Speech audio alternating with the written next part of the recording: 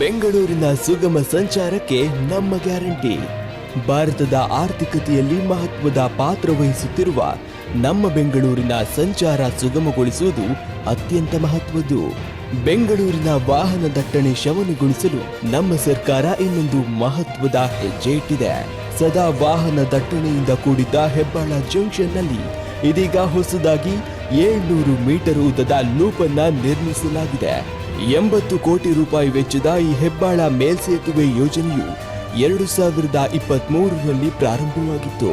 ಈಗ ಹೊಸ ಲೂಪ್ ಸಂಚಾರಕ್ಕೆ ಮುಕ್ತವಾಗಿದ್ದು, ಇದರಿಂದಾಗಿ ಹೆಬ್ಬಾಳ ಜಂಕ್ಷನ್ನಲ್ಲಿ ಸಂಚಾರ ದಟ್ಟಣೆಯನ್ನ 30% ಕಡಿಮೆಯಾಗಲಿದೆ. ಈ ಲೂಪ್ ಮುಖ್ಯವಾಗಿ ಕೆಆರ್ ಪುರ ಕಡೆಯಿಂದ ಬರುವ ವಾಹನಗಳು ಮೇಕ್ರಿ ಸರ್ಕಲ್ ಸಂಚರಿಸಲು ಮತ್ತು ಕೆಂಪೇಗೌಡ ಅಂತಾರಾಷ್ಟ್ರೀಯ ವಿಮಾನ ನಿಲ್ದಾಣ ಮತ್ತು ಬೆಂಗಳೂರು ಸೆಂಟ್ರಲ್ ಕಡೆಗೆ ಪ್ರಯಾಣಿಸಲು ಸಹಕಾರಿಯಾಗಲಿದೆ. ಇಂತಹ ಮಹತ್ವದ ಯೋಜನೆಗಳು ಬೆಂಗಳೂರಿನ ಆರ್ಥಿಕ ಚಟುವಟಿಕೆಗಳಿಗೆ ಮತ್ತಷ್ಟು ವೇಗ ಸಿಗಲಿದ್ದು, ಲಕ್ಷಾಂತರ ಜನರ ದೈನಂದಿನ ಪ್ರಯಾಣವನ್ನ ಸುಗಮಗೊಳಿಸಲಿದೆ. ಹೆಬ್ಬಾಳದ ಈ ಹೊಸ ಲೂಪ್ ಬೆಂಗಳೂರು ಸುಗಮ ಸಂಚಾರದೆಡೆಗೆ ಮೂಡಿದ ಒಂದು ಹೊಸ ಭರವಸೆ.